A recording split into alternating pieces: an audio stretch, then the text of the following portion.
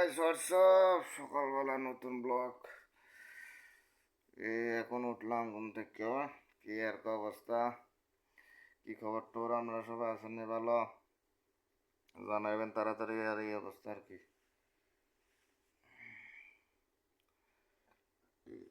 রান্না বান্না করতে হবে, খাইতে হবে, যাইতে হবে, কি আছে? বাদ দাবার আপনারা তো দেখালাম নতুন মোবাইল নিলাম আর একটা।